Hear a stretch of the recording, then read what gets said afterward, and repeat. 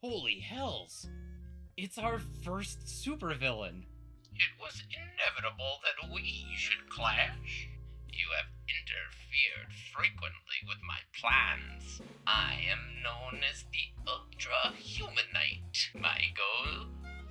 Domination of the world. Hello, and welcome back to the Almanac Comicopia, your guide to the DC Universe. Today's episode will be picking up where we left off in Shuster and Siegel's second year of Superman's adventures. Next up on our slate is Superman and the Skyscrapers, originally told in the Superman Dailies in the first half of April, 1939.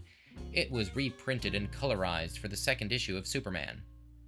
The story starts with a diegetic photo and news column by Clark informing the public. For the fifth day in succession, tragedy has stalled the erection of the Atlas building.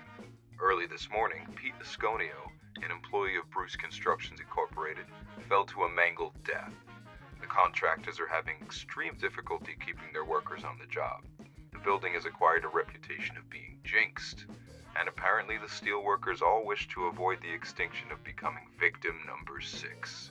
I'd like to point out how Siegel can use Clark's column as an opportunity to flex his own writing chops. Notably, it takes the whole column for Clark to clarify that the prior tragedies were of the same nature, death. Clark immediately departs as Superman to check out the physical structure, when suddenly... What's that? His super hearing detects the sound of the rising elevator. Here we see him hanging from a girder to try to dodge. The Night Watchman, who, for some reason, verbalizes rather than thinks. The coast is clear. Conveniently, the Night Watchman is the saboteur. Steadily, he saws until the girder is cut almost completely through. Superman catches him in the act and stands there until... Wordlessly, Superman advances. We see the Watchman backpedaling in response to the advance. Yikes. Stand back. Another step forward, then I shoot. Clark speeds towards the man in response as he empties his revolver in fear. Die! I've shot you! Why won't you fall dead? Ironically and predictably, hysterically, the Night Watchman retreats, only to trigger the weakened girder's collapse in the omitted final panels of page 4. Holy cats! I thought Supes did it intentionally. Down after the Watchman's figure dives Superman. I've got to save him. Closer toward the Earth hurtle the two bodies, the space between them gradually narrowing, until Supes nabs the man's heel in a fantastic pair of panels. With only instinct to act, Superman whirls the Watchman up into the air above him. By twisting over, then... wham! Superman strikes the ground amidst flying Earth. Tremendous muscles cushion the shock. But what of the Watchman? How hard was he yeeted by Superman? Superman leaps into the air, and losing a leg in the process, catches the Watchman. Then, after spontaneously regrowing the leg, Superman pressures the Watchman, who has finally awoken. Quick, tell me why you killed the steelworkers. The Watchman manages to choke out, I was only obeying orders. I belong to the gang of Butch Grogan. Before dying of heart failure off panel. We'll have to take Clark's word for it. Note that this is not the same Butch from Action Comics #1. Jerry just knew a guy or something. Clark leaps and bounds over to Grogan's, wondering, what can his motive be? In the omitted opening to this page. Then, when Grogan slams his door in Superman's face, he busts through it, teasing, don't you know it's impolite to slam a door in someone's face? Before assaulting the man who swears, I tell ya, he ain't here. I'll find that out for myself. Clark happily responds. I'd like to point out how feasible it is that this guy isn't exactly innocent, but possibly entirely ignorant to the skyscraper debacle, and thus likely undeserving in some manner or another of the throat grab. Supes is just brutal. When Clark fails to locate Butch or any evidence of where he could be, he turns to strong-arming the schlub in green, who's still claiming, honest, I don't know where Butch went. Maybe I'm a sap, but I believe him because of Shuster's choices of body language for the man. He's so non-aggressive besides that door slam. Better talk. I have ways of making people loosen their tongue. Clark barks before dragging the man outside to give him the super degree. Clark proceeds to throw this man about 150 to 200 feet in the air, and then catching him. I don't understand how we're supposed to believe he's unharmed when Clark catches him. Going to talk, or shall I keep on amusing myself? For Pete's sake, let me alone! I don't know nothing! Sheesh, the guy's not even getting nasty with Clark. After another trip or two into the sky, the man concedes that he's ready to talk. But this is totally Guantanamo. This is not legitimate confessing right here. It's just like with the mayor in Action Comics #1. The man would have no reason to believe that the papers Superman supplied weren't signed under duress. Likewise, this guy just needs his freedom back. I'll be sorely disappointed if I'm a sap, but only because of how the story was told in a manner ignorant of Clark's ability to get a confession out of anyone. Interestingly, Butch shows up right when the man's about to spill the beans, leaving us in the dark as to whether Greenie is actually innocent. Looking for me? Why'd you want to see me? Spill it. But Clark only addresses the gun. Will you please put that gun away? It annoys me. I'm assuming that Butch failed to see Greenie's trips to the sky because he explodes at Superman. Why, you measly punk! I'll blow your head off! Soups immediately disarms the thug, crushing the Pistol into a shapeless pulp. I wish that more of this scene had actual backgrounds. While the pistol black and red works for me, the beauty of the opening scene makes me feel like I'm missing out elsewhere. Greenie tries to get a little revenge. Can we blame him? Take that! Poor guy ends up knocking himself out. Correct. Next, Soups abducts Butch, bringing him to the Atlas building.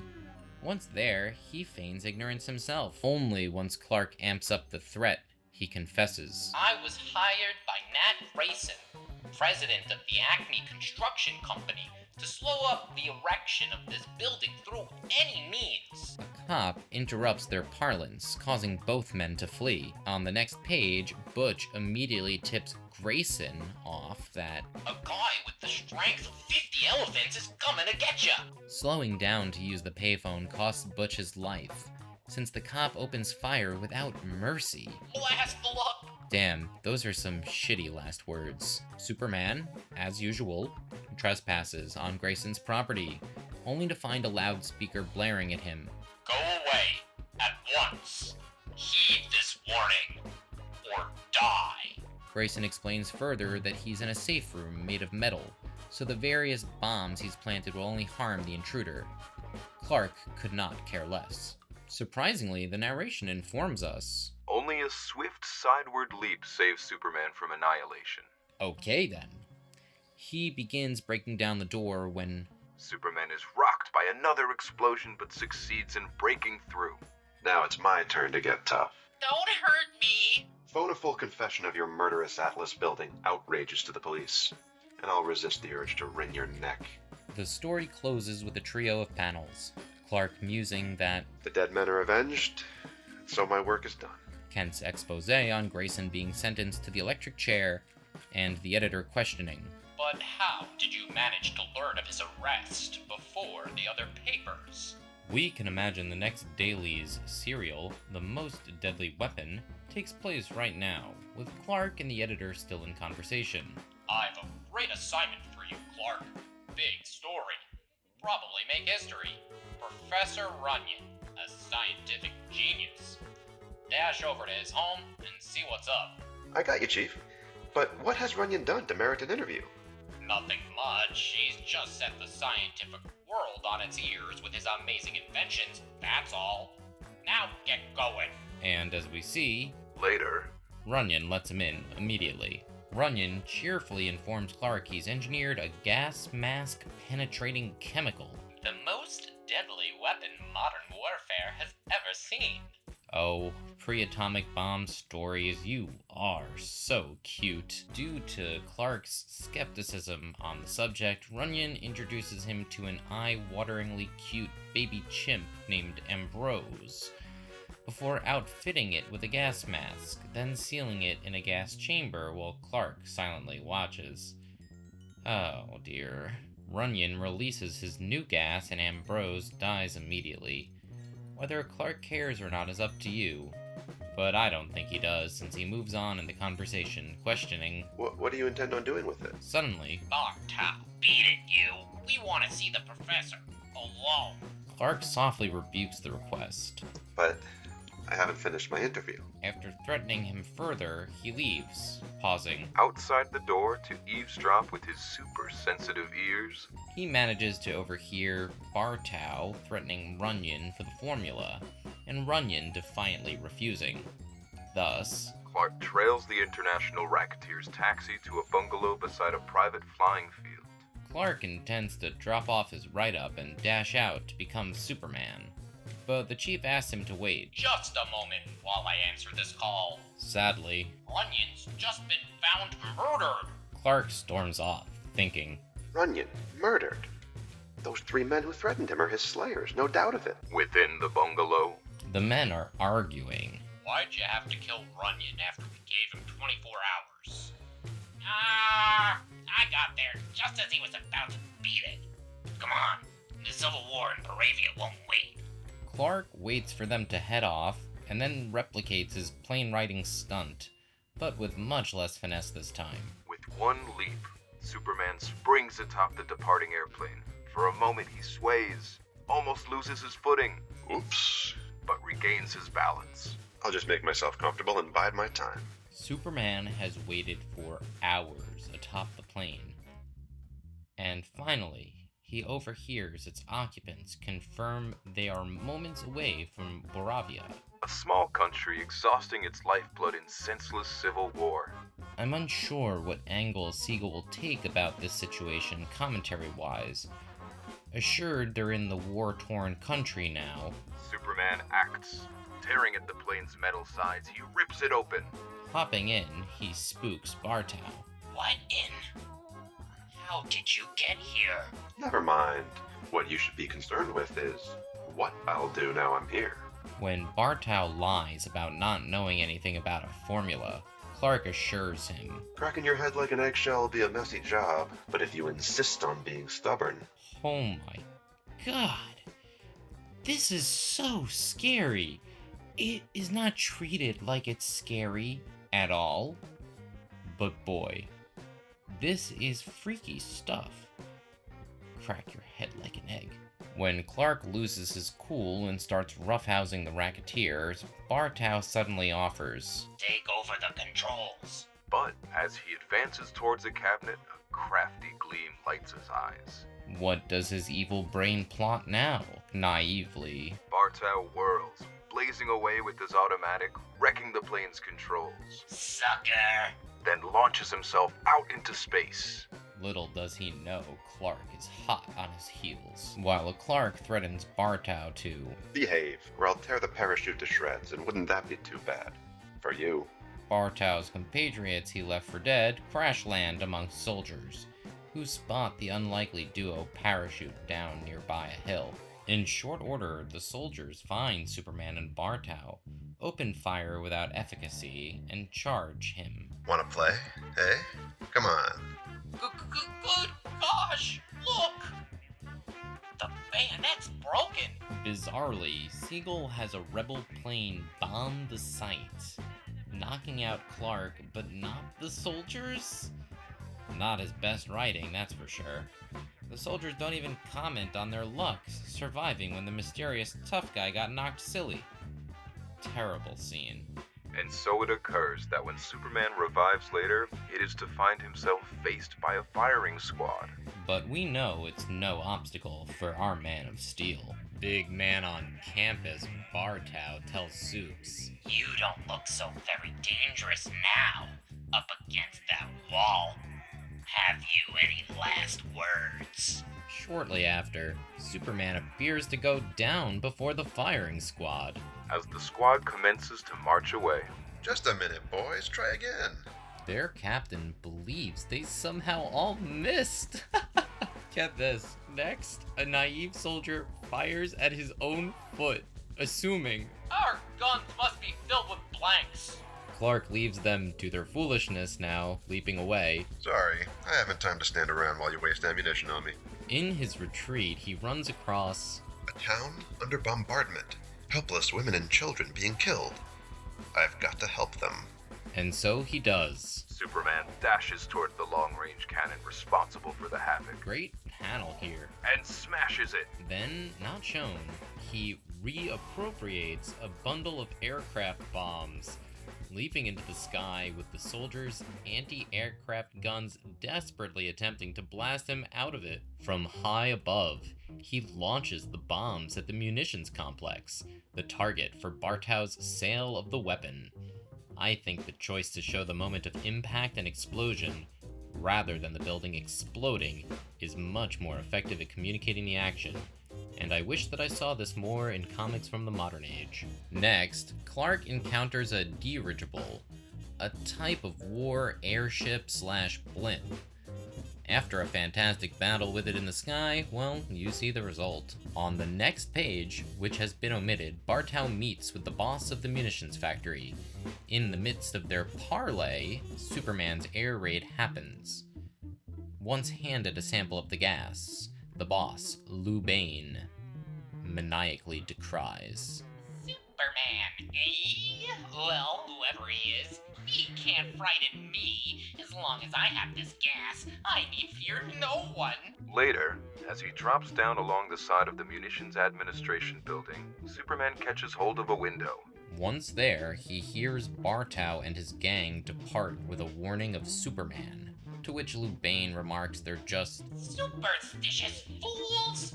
but Clark seeks to. Give Lou Bane a little taste of superstitious fear. Superman crashes through the window. Lou Bane fearfully questioning. Who are you? What do you want of me? I'm going to give you the fate you deserve, Lou Bane, for promoting this war and profiteering upon the death and misery of others. Hell yeah. In an omitted panel, Lou Bane threatens with Runyon's terrible gas. nervously dropping it as Clark approaches. This scene here reveals that Clark's invulnerability extends to non-physical threats. Cool. Quite the power boost in my opinion. Lou Bane immediately starts choking, with Clark coldly informing the man he's Only getting a taste of the fate you plan to doom others to. facts. Cold facts. Enraged, Lou Bane cries out, Don't just stand there! Blast you! Why don't you die? The gas doesn't affect my physical structure. In another visually brilliant pair of panels, Clark leaves Lou Bane to die, while remarking, One less vulture. He won't need this formula any longer. And now for the toughest task of all. He then leaps away from the munitions plant. Clark forcibly interrupts an ongoing political meeting between representatives of the warring factions, who have not made any progress prior to his arrival. We might as well break up the meeting. It's evident we can't settle our differences. I beg to differ. None of you will leave this hall until you come to terms. As we know at this point, when faced with opposition, Clark resorts to brutality rather than wisdom. So you need a little persuasion, eh? He remarks before Seizing one of the 4 pillars which support the walls. and tearing it down. As Superman tears at the pillar, fragments of the ceiling rain down about the aghast men. Stop it! You'll kill us all! Clark admits his flawed worldview, or perhaps merely insults the men when saying, I thought you'd understand this better than mere words. Clark makes quick work of all but one pillar. Then, peeking out from behind it, hands firmly gripping it, he calmly states, Continue with your peace negotiations, or I'll smash the remaining pillar, bringing the entire roof down on you. Unfortunately, any nuance regarding the political situation is flattened and done away with, as we only get a glimpse of Clark bullying the man in green to concede that his demands are selfish and absurd, before we get a scene of the announcement that the war has ended. At the airport, Clark spies Bartow and co. about to return to America on a commercial flight. He quickly pens a letter to editor George Taylor at the Star regarding the Boravian Civil War's closure and notifying him to arrive at the airport with police in tow. During the plane ride, Clark keeps a close eye on the men, overhearing one verbalizing a persisting unease regarding Superman. Once they land, Clark reveals that he's the one who has made the murder charge, as the police announce Bartow's arrest for the murder of Adolphus Runyon. Now in court, The racketeers frenziedly seek to pin the rap on each other, resulting in the lot being sentenced to death by electric chair. After the trial, Clark schmoozes with a coworker and Lois, who, upon admitting that he did indeed score an exclusive on that war story, prompts Clark to question her. Well, Lois, has your opinion of me improved any? in my opinion, your scoop was luck. Just pure accidental luck.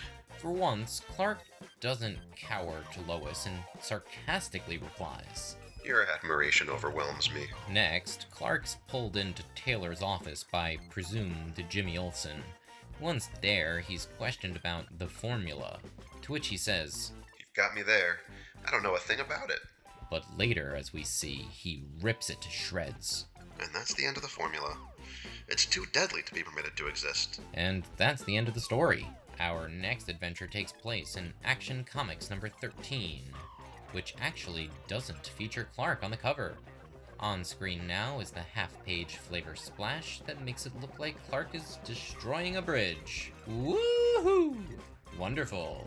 The story opens with Clark spotting a crowd gathered about the Daily Star. Upon investigating, he finds out that Charlie Martin, apparently someone Clark knew, was struck dead by a reckless driver. As you see, Clark uses his standing as a reputable reporter to get a hold of the mayor, questioning, Why has our city one of the worst traffic situations in the country? It's really too bad, but what can anyone do about it? and so Clark decides Superman will do something about this. Boy, oh boy, I am excited for another social justice issue.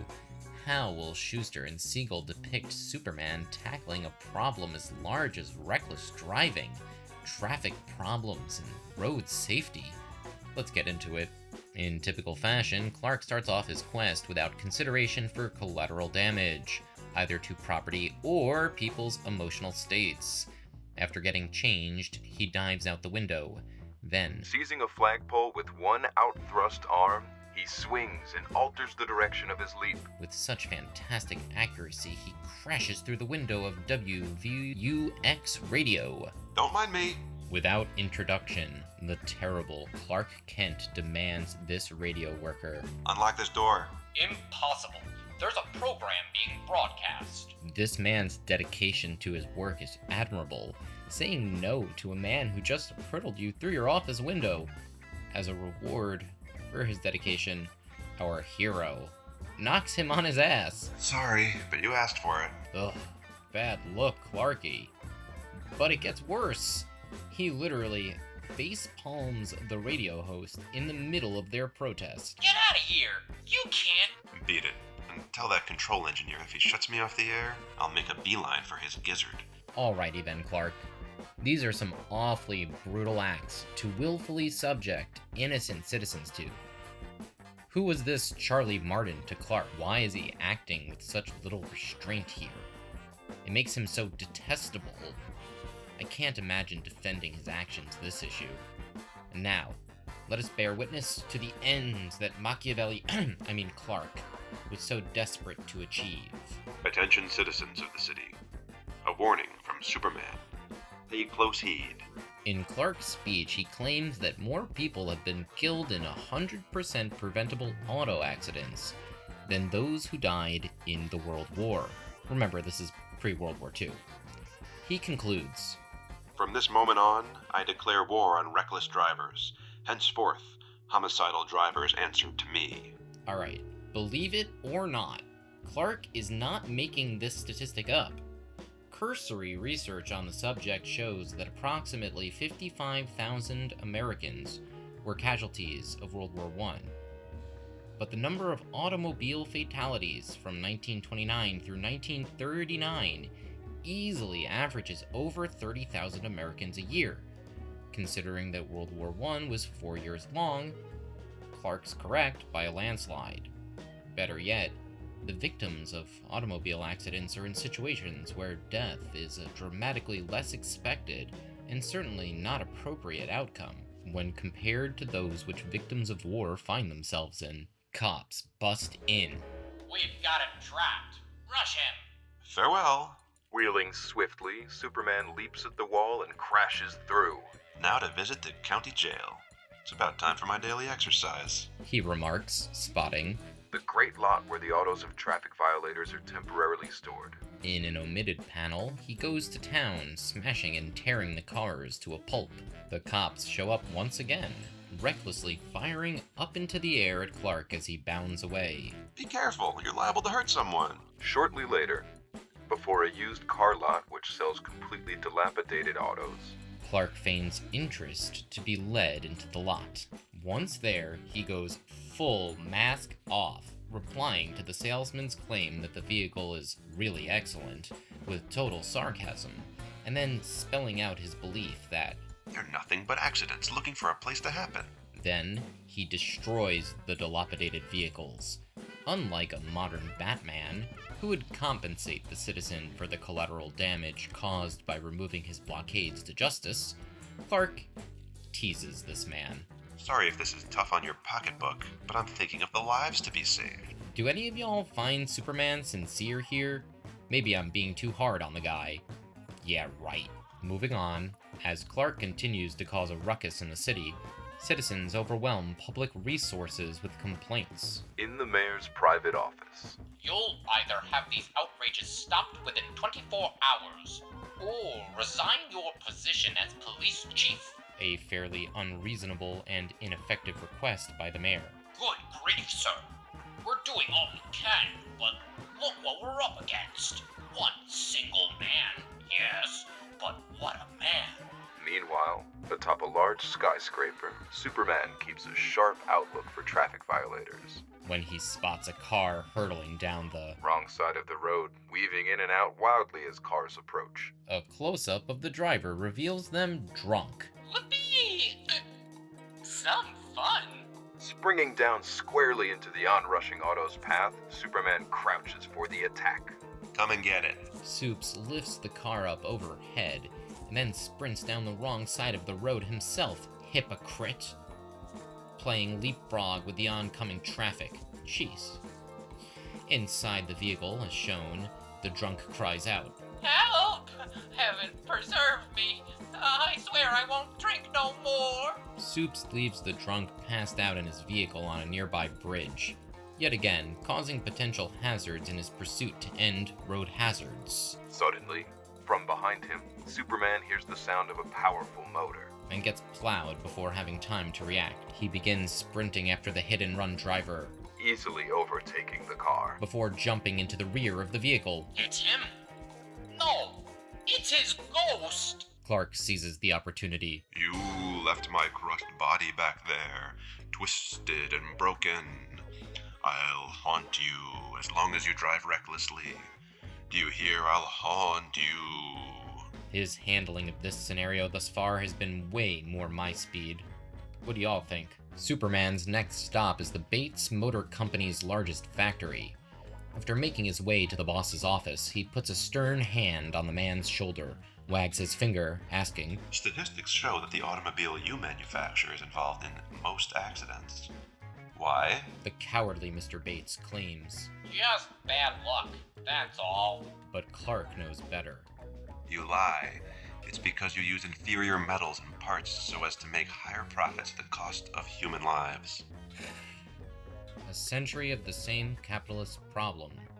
When questioned what he would do if it were true, Clark tells Bates, Just watch and see. before running amok, destroying the factory's manufacturing equipment with glee. Cut to the next scene. At radio station WVUX, where an employee is in the midst of verifying the hired carpenter has finished repairing Superman's prior damages when, suddenly, bursting through that very wall, Superman chummily greets the men before assaulting one. Hello, gentlemen. Glad to be back. Just thought I'd drop in, folks, and remind you that I'm in dead earnest. In the next vignette, Clark spots a cop arresting a speeder, only to unwillingly overhear, courtesy of his super acute hearing, the cop being bribed to rip up the ticket. Clark drops down from the sky in view of the cop, causing him to overcorrect his behavior, now punching the cocky driver, inappropriate, shouting, Try to bribe me, will ya? Wait till the judge hears of this. In the subsequent omitted scene, Clark spots some dodgy infrastructure and takes it upon himself to redo the roads for the sake of safety. Bah! Why did I ever run for office in the first place? We see the mayor frustratedly questioning himself after the police's failure to stop Clark. Speaking of him, he spots the mayor zooming away in his vehicle, and while not communicated artistically, he is indeed zoomin'. Some boss. I certainly got my money's worth when I bought this car. No other can compete with it for speed. Clark drops down to the vehicle in motion, swinging open its door and forcing himself into the vehicle. Move over, let me have that wheel. Ignoring the mayor's protest that he's breaking the law, Clark begins driving as fast as he can manage. So you like speed, eh? Okay, you'll get it.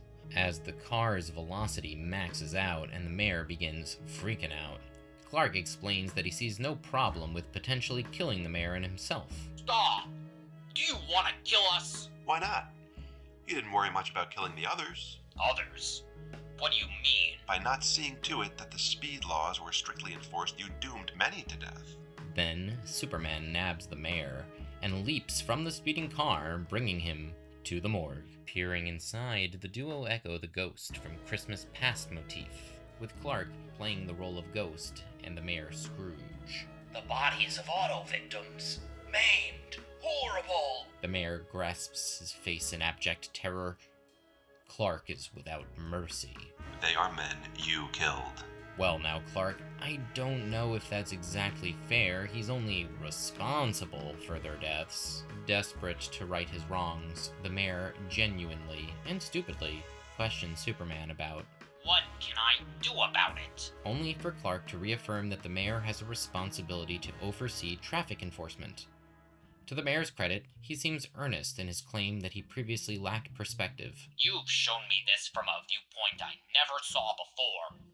I swear, I'll do all in my power to see that traffic rules are rigidly enforced by the police. When Clark arrives at the Star, the editor berates him for being difficult to locate. Here, the mayor starts a great traffic improvement drive, and I can't find you to cover the story? Get down to City Hall right away. As Clark exits, a cop questions if the red vehicle is his, and upon confirmation issues him a ticket for parking in the wrong place. You can't get away with that stuff in this town anymore, buddy. Mayor's orders. Despite the outward protest, You can't do this to me. we're made privy to Clark's thorough excitement over the matter. Hooray, it worked. This issue could have been much better, as it felt a little unfocused and like it relied on vignettes tied into the thematic core, rather than it having a proper narrative. That being said, it was very interesting to discover that automobile fatalities were such a serious issue even back in the day. Before heading into Action Comics number 13, we're gonna return to the Larry Trent story to see how things have transpired the past 3 months. It's the day before the big fight, and Larry asks, Do you mind if we don't spar today? I'm feeling low. Come on, Larry. Put up those dukes. That's no way for the next heavyweight champ of the world to talk. Clark seems to be missing the issue entirely, prompting Larry's comment. I've been thinking. Suppose you do win the title under my name. Then allow me to take the credit. What does that give me but a hollow victory? This is when Clark reveals that he intends for Trent to actually participate in the fight himself. If you recall, Larry's corrupt manager Croy is in cahoots with the fight runners to poison poor Larry. At the close of the first round, He pushes the poison on Larry, who's wise to the situation. Nope, don't want any. I'll not let you pull that one on me again. Go on, kid. Drink it. However, by the end of the 6th round, Larry cannot physically resist the cartoonishly evil Croy, tipping the bottle to his lips, maniacally crying out. Go ahead. Drink. Right? as Croy is about to force Larry to swallow the drugged drink, a grip of steel encircles the rear of his neck. Tugging him backwards. Clark forces the nasty brew down his gullet, leading Croy to immediately dash away, crying out. Help! I'm poisoned. Croy's accomplice spots things going down south, and quick. Thus, he pulls his gun out to shoot Trent. Leaping in, Superman jams his hand over the gun's muzzle. The weapon explodes in the killer's face. At this very moment, Unaware of the drama enacted outside the ring, Larry knocks down his opponent for the count. returning to the apartment where he hung out with Soups, he discovers it completely abandoned, sans for a note that reads, You don't need me any longer, Larry. And/or farewell. Sincere congratulations, Superman. This actually made me tear up a bit, since Clark made a huge impact on this man's life, a man whose life is devoid of warmth and support, only to peace out after accomplishing his own goals for the guy. The excluded final panel comically presents the Chief questioning how Clark was able to not only predict the fight, but do so with such great accuracy, just for Clark to wave his hand in dismissal and claim foresight. Gross. And now for our second Superman text feature, from Superman number 2. Shown is the banner from above the story. It opens with racketeer Big Mike Caputo hurrying down the steps of police headquarters, while reporters mob him with questions about his meeting with the Chief. When he brazenly lies about it being a friendly talk, Clark Kent, who's on the scene, questions. Since when does the police chief get pally with a murderous hoodlum who's been kicked out of a dozen states? This prompts the brute to assault Clark, choking him out and punching him in the face.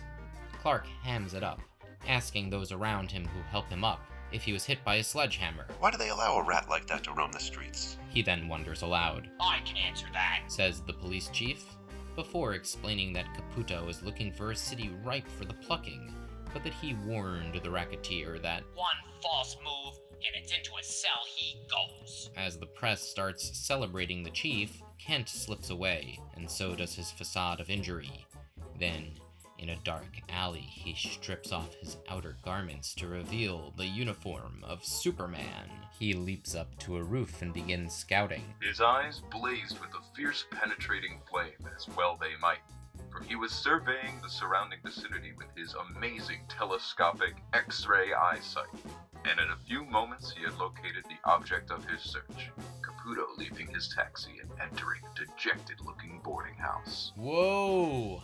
Whoa, I did not see this coming. Clark's super sight is actually super. This is not an eagle-eyed man. No. Clark can see through things, just like we modern readers would expect of him. What a fantastic upgrade. Clark leaps and bounds across rooftops to get within an appropriate locale for spying on Caputo and his hirelings' conversation. Caputo tells his men how he's gonna take over Metropolis, but they appear dejected. He berates them about their cowardice until they muster up the nerve to say they've been around longer, and don't think Caputo is accounting for Superman. He begins physically bullying the men before noticing that one's fear is directed above and behind him. The goons flee, while Clark offers Caputo a bargain. Fisticuffs. Loser. It's typoed as winner, by the way. Egregious error. Loser leaves town. He leaps at Superman, and in an instant finds himself whirling up through the air. Then wham! He crashes into the ceiling before hurtling down, saved by Clark's relentless steel grip. Superman roughs him up some more, leaving the man crying. For God's sake, have a heart. Let me go. So, Clark does, with a stern warning not to return to town. The story closes with news of Clark Kent's headline, Police Chief Makes Racketeer Leave Town. Our next story was originally told in the last days of March 1939 in Superman Dailies. It was reprinted and colorized in Superman number 3, so we'll be looking at the Jewel Smugglers, as it's shown there. The story kicks off with presumed Jimmy Olsen telling Clark the editor is awaiting him once again. As Clark enters, Lois is in the midst of being demoted to the Lovelorn column on account of how It's safer anyway. a comment likely based on how often she was in danger last year, and misogyny too. Definitely that. Clark, you covered Trent's comeback so well, I'm promoting you. Aha! So that's why Lois is getting semi-canned. Gee, that's swell. For you, Hilarious. Also, as an aside, It's this piece of dialogue that places this late March story here near June releases. In the next panel, Lois is venting to coworkers. Oh, how I hate Clark Kent. I tell you, he deliberately set out to take my job from me. When one shushes her as Clark comes by, he leans in while she works at her desk. About your being demoted, Lois, please, believe me when I say I'm sorry. I'm far from being happy about it myself. Let me take you to some gay place tonight. I'm very expert at consoling people. Sorry. Not interested. Lois coldly declines him, to the consternation of a nearby coworker. The less I see of that worm, the better. This is a strange exchange in my opinion. With their shared history in mind, the quote, consoling people, quote, bit from Clark seems like him ribbing Lois, which runs contrary to the intent of the scene, I believe. What do you think? Also, what a blouse from Lois. Give me that in men's medium, please. Immediately thereafter, a sobbing woman arrives to the Star asking to see the Lovelorn editor. I'm desperate. I've come to you as a last resort. Lois immediately takes to her new role. Tell me your troubles. If I can offer helpful advice, I'll be glad to do so. And so the woman explains how her husband has recently Took to hanging out with a tough bunch at Joe's joint. Now he rarely comes home. When he does, he beats me. This is a photo of him. And worse, I think he's joined a gang of smugglers. Lois jumps at the opportunity to help, but perhaps for the wrong reasons, as revealed by her thinking. Golly. This sounds like the tip to a great story that may win me back my news reporter job. Meanwhile, Kent is ruminating on being turned down by Lois yet again when suddenly... I've changed my mind, Clark. I'd be delighted to accompany you tonight. You what? Gosh, that's great.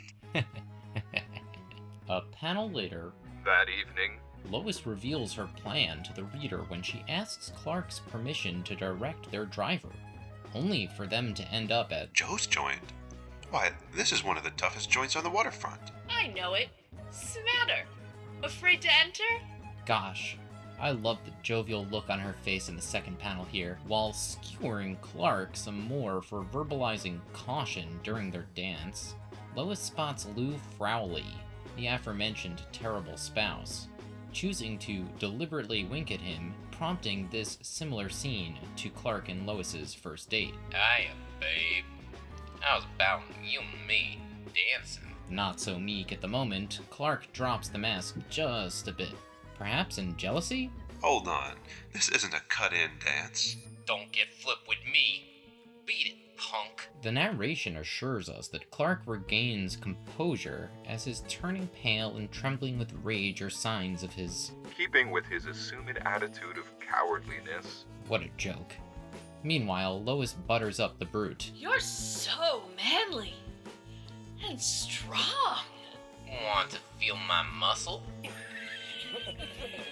While Lois cleverly inflates Frawley's ego, she slips a folded paper from his pocket. In an interesting turn, Frowley's cronies are brighter than him. They watch. Swipe a note right out of your pocket. Yeah, I've been played for a sucker. Gonna let her get away with it? The note is from a Barney, who confirms a jewel shipment coming that evening. Hence, we see Lois MacGyvering her way to drop Clark. I'm leaving.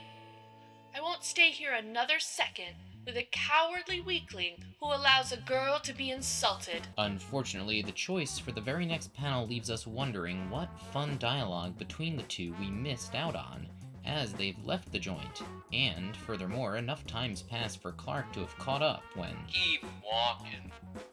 And not a peep out of either of you. forced onto a small boat, Clark tries to stand up for Lois in an attempt to redirect the brute's aggression, and likely create an out of his own.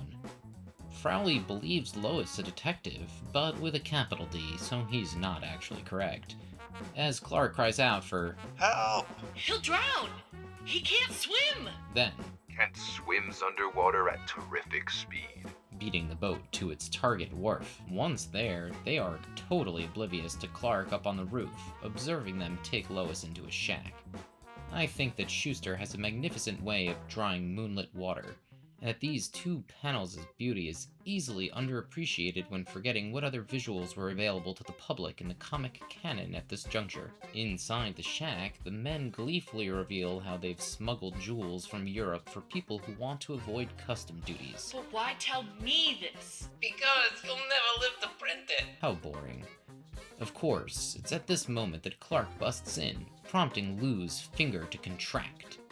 Then, A deafening explosion, and a deadly leaden missile is launched at the helpless girl reporter.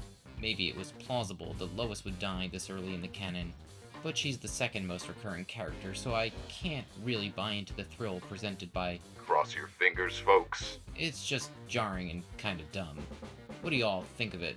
Is it fun camp that I'm blind to? Superman saves Lois the same as he has before, by sprinting in front of the bullet. Immediately thereafter, he takes to cleaning up some trash and dumping it at its proper grounds, giving Shuster another chance to show his expertise. Seriously, this might be my new favorite. Without a thought for Kent this entire time, Lois, now completely safe, assures Superman that she will indeed press charges. But please don't leave me until... But Supes interrupts her to peace out. Later, she busts into the chief's office, brandishing her exclusive scoop on the jewel smugglers. But, a moment later, she is dumbstruck as she holds a paper featuring a Clark Kent exclusive on the very same smugglers. Better yet, Clark, who was probably eavesdropping and waiting for the perfect moment to walk in, does so. You? Alive? He then bullshits her about being able to swim to shore and phone in the story, and that's that. Before diving into the next story, take a moment to appreciate this beautiful cover for the June issue of Action Comics. Number 13. This story opens up with Clark as the victim of an intentional car crash. His cabbie calls out the driver for their malicious intentions and gets a sore jaw in return. He goes on to explain that the man must belong To the Car Protective League, an organization that is trying to victimize the independent companies. Uh-oh. This is really vague and strange. Of course, that evening, Clark decides that this is going to be his latest pet project. Clark sets out into the night, arriving atop the Carlisle Cab Company. It appears I've come just in time. Clark witnesses the owner poo-poo the thug from the Protective League, only to find himself on the receiving end of a gun. You've assaulted my men and smashed my cars. Go back to your crooked chief and tell him I want nothing to do with him or the League. Go ahead and shoot, you bloody murderer. True to his values and ready to die for them, my respect goes out to you. In already classic fashion, Clark smushes the gun to the man's astonishment. Panel 18 shows some nice motion in comparison to much of Shuster's work so far. On the remainder of the page, Clark takes the freshly knocked out Mr. Orange and leaps up through the skylight. The racketeer comes to mid-flight, then, with great big balls, attempts to stab the man seemingly flying through the air with him. Oh, he's a human devil. I've got to escape. The knife breaks against Clark's skin, posing no threat. However, in a dose of realism, the man's mid-air squirming has thrown off Clark's trajectory, causing them to smash into the side of a nearby building. And then, they both plummet towards the street. Superman succeeds in grasping a windowsill with one outflung hand, but the racketeer continues down toward his doom. Meanwhile, I wonder what's keeping Pete. He should have returned from Carlisle long ago. Look out! ooh, this is a brutal panel, with old Mr. Orange, birth name Pete, landing neck first on the concrete. How does Clark Kent cope with the manslaughter? From up above. If he hadn't tried to stab me, he'd be alive now. But the fate he received was exactly what he deserved. Yikes! Whoa, my gosh, that is a slippery slope, Clarky boy. Y'all, let's talk about this. Are Shuster and Siegel speaking through Clark and making a clumsy excuse for the manslaughter plot element? Or do you believe, as I do, that this is earnest Clark Kent, Machiavellian as ever? acknowledging the truth of his situation without remorse. You tell me. After ruminating on why their buddy Pete would have offed himself, their boss phones up Carlisle, whose reply of, You and your racketeering pals can take a flying leap into the lake. I'm gonna call in the police and tell them plenty. cements him as my second favorite Golden Age character after Wing, at the moment. I'm no fan of calling in the fuzz, but the enemy of an enemy can be a friend and all that. Anyway, on the remainder of the page, the Racketeers decide they're gonna go shut up Carlisle before he can spill the beans. Superman proceeds to troll the Racketeers by firmly gripping their rear bumper and preventing their departure.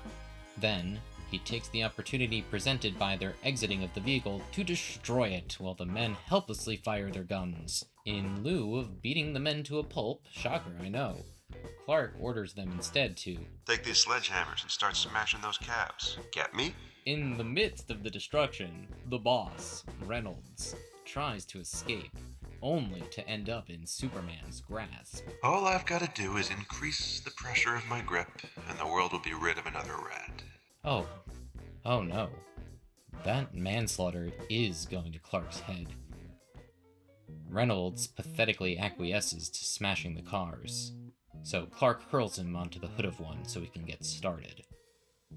Not my Superman. Not my Superman. After wrapping up totaling the vehicles, Clark demands that Reynolds answer for the lives of the cab drivers killed by his ploys. Okay, that's better. Pathetically, and just as the police arrive, he cries out, I didn't kill those drivers myself. I just gave the orders. As typical, the police try to kill Superman. He barrels through a wall, and we get a Clark Kent exclusive about the events. However, this story is not over. However, it should have ended, because this next bit makes absolutely no sense. Reynolds has a special cigarette, which upon smoking, makes all those in the immediate vicinity pass out, but not the smoker. This is pitiful content. I wish I could unsee it. Reynolds dumps the bodies and disappears in the cop car. Clark spawns a story about the escape and muses how the poison gas component Seems just a little too ingenious for Reynolds to have figured out for himself. That night, he spots the abandoned police car near a dark cabin. Indeed, Reynolds is dumb as a brick. Holy hells! It's our first supervillain! The fiery eyes of the paralyzed cripple burn with terrible hatred and sinister intelligence. So, we meet at last, eh? It was inevitable that we should clash. Who are you?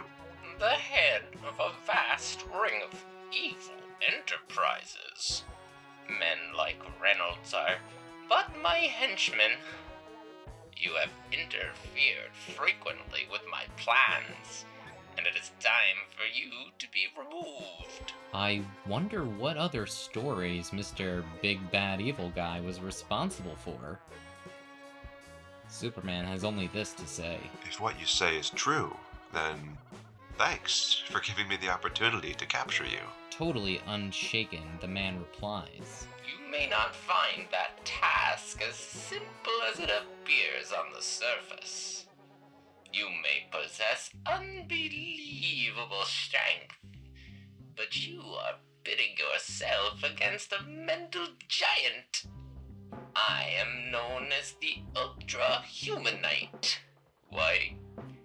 Because a scientific experiment resulted in my possessing the most agile and learned brain on Earth. Unfortunately for mankind, I prefer to use this great intellect for crime. My goal? Domination of the world. Superman charges the Humanite to suddenly find himself Amidst a sheet of flame. This is it, folks. Well and truly our first supervillain, the Humanite. Thoughts on the name, by the way? It's like very of the times, right? But I never liked it. I could not believe it, but the sheet of flame knocked Superman out. we find out it was caused by electrifying the floor in front of the Ultra Humanite. The men strap him up and attempt to saw him in two. Against the mighty saw moves the man of steel.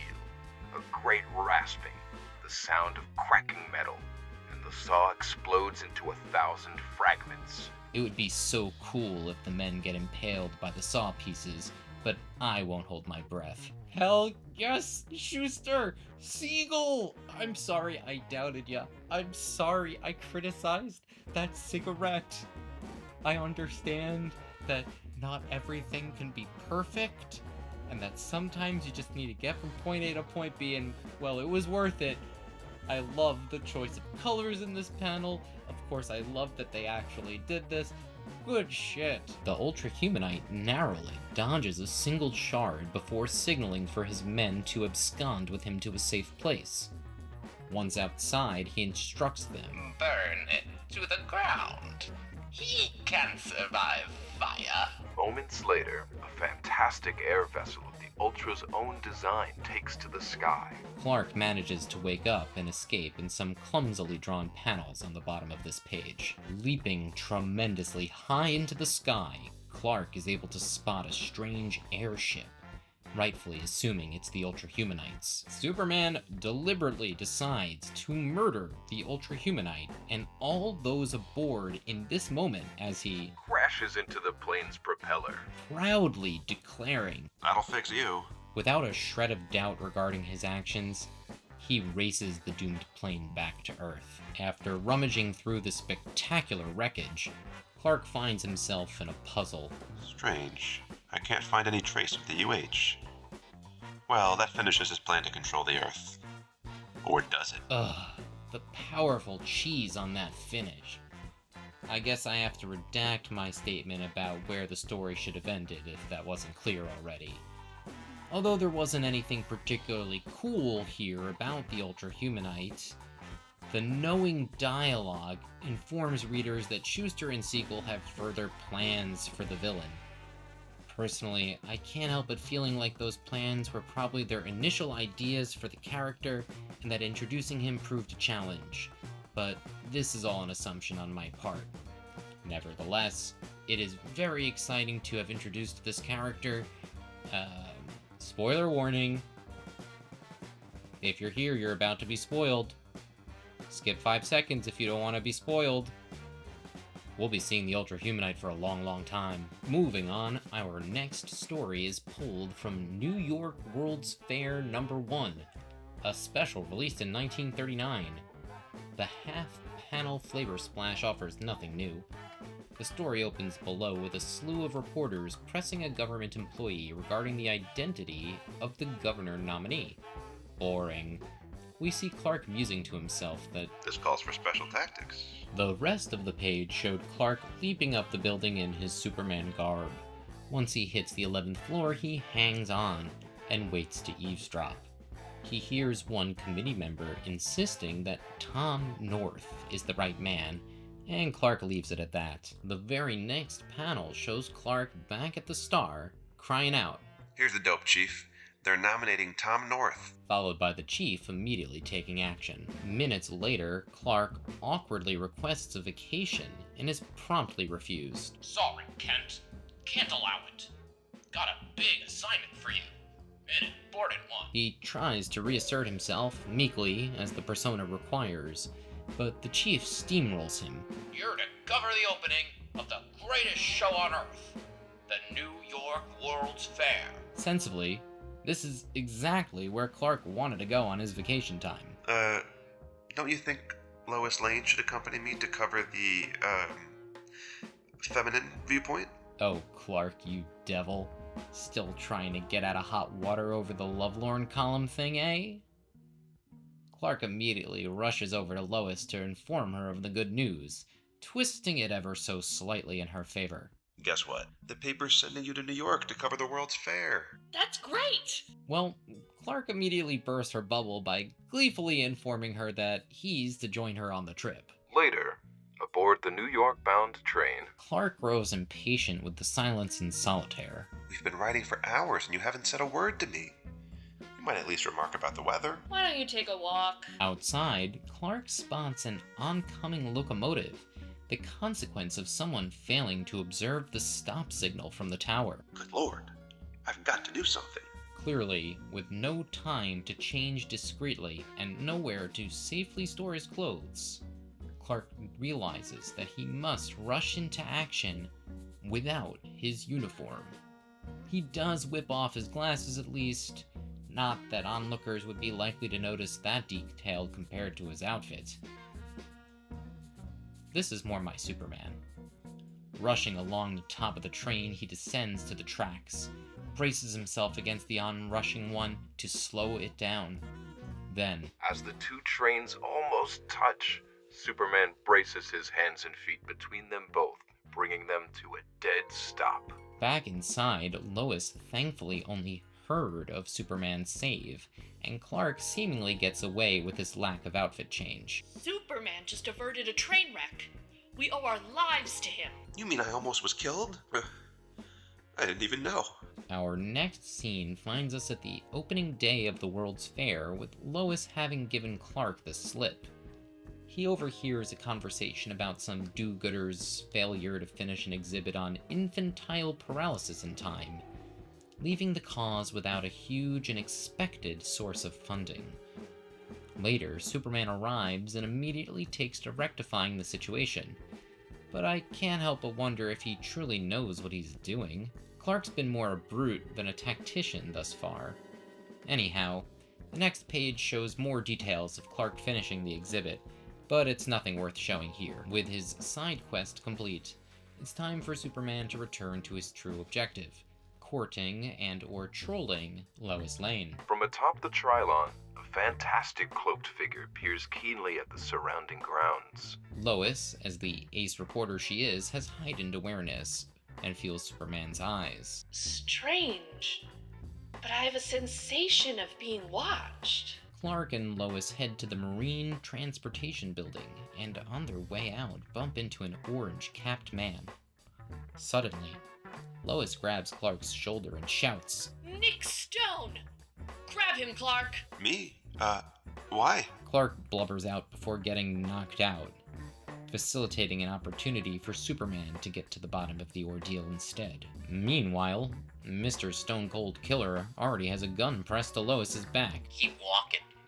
Get not a sound out of you, where this gun goes off. Once inside his vehicle, he questions how she recognized him, and Lois explains simply. I knew from newspaper photographs that you're a wanted criminal. During their indeterminably lengthed cruise, Supes trails behind, stopping at some dilapidated building. Inside, we see Mr. Rose and No Cap question Mr. Stone. What you doing back here with the dame? Why aren't you back at the fair with the others? She recognized me. I had to bring her here before she raised a squawk. Never a coward, Lois turns to face Stone. What crooked activity are you up to anyway? Ever the cocky criminal, Stone spills the beans immediately. They're after some jewels, and they're stealing them. During the excitement of the fireworks display. As usual, Supes busts in to steal Lois's would-be leaded death. In the typical whirlwind fashion, Clark bashes the crooks and scoops up Lois, who demands, Won't you stop long enough for me to speak to you? There's so much I want to say. But Clark is on a mission. Save it for some other time. If we're to prevent that robbery, we've got to hurry. The crowds surge forward in eager anticipation as the great fireworks display commences. The assembled New York World's Fair visitors are treated to the extra attraction of seeing Superman leaping amidst the burning fireworks. Meanwhile, the baddies have shot a nearby guard and started their heist. In fact, these guys are sorta competent, already in the getaway car before Supes is on the ground. But contrary to their expectations, Superman is not wasting his strength. Abreast with the cab, he demands, Pull over to the curb or you'll regret it. nary a moment gone and Clark's patient with it. The car flips, the men yoinked, and here we are again, with Clark dropping baddies from the sky in front of coppers. While it seems that our story could wrap up here, Shuster and Siegel commit Clark to saving a parachuting entertainer whose only misfortune was being written into this comic book.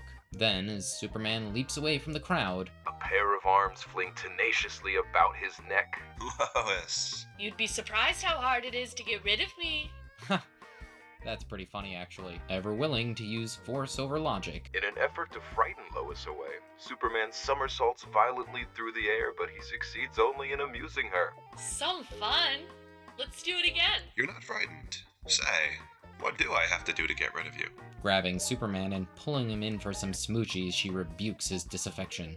Do you really despise me that much? Come now, admit you like me, if only a trifle. For some reason, Clark feels he must urgently escape. Perhaps it's due to paranoia she'll realize who he is? Please help me if you've got ideas for his urgency here. Sorry. Gotta leave. Someone's coming. Wait! Take me with you! The story ends with Clark's reappearance, fulfilling his would-be lie as Superman from moments ago about an oncoming individual. Here you are. I've looked everywhere. You would have to come just in time to spoil everything. I hate you. Honestly, this is Clark's funniest gag on Lois thus far. The final panel is a wrap-up between Editor Taylor and Clark regarding the latter man's fine work on the fair's hubbub. And that's our last story for this part of Superman's 1939 chronology. We'll be closing out the video with a small note about Action Comics number 14, which, like issue number 11, has art done by Paul Cassidy, so I'll only be summarizing the issue rather than diving deeply into it. Here's the lowdown. A subway tunnel collapsed due to inferior quality materials.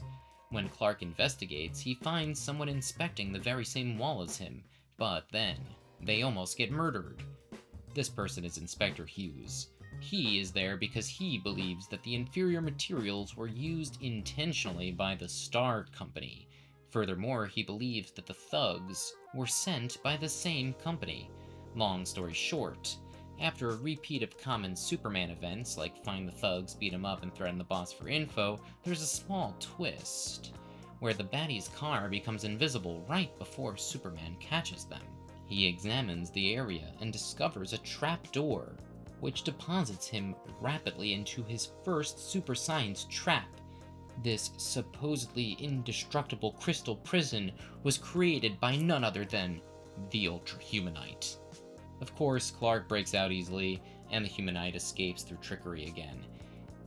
By the by, it's revealed that he had parachuted himself out of danger off-panel back in Action Comics number 13, which, coupled with the invisibility tech he's packing in issue number 14, is more than believable for me. And that's a wrap for this episode of the Almanac Comicopia. As with every episode of the Almanac, it would not have been made possible without the help of the DCU Guide, a phenomenal resource, as well as Colin Kolscher's Real Batman Chronology Project. This episode of the Almanac was brought to you by myself, Troy, Rachel! our resident Superman, Slower than a speeding bullet. Less powerful than a locomotive. Unable to leap practically at all. It's a bird. It's a plane. It's me, Sam Katz. and our narrator. And you here? Read more comics. Tune back in about a month for the third part of Superman's 1939 adventures. Will he encounter the Ultra Humanite again? Will we meet another supervillain? Well, you'll have to find out.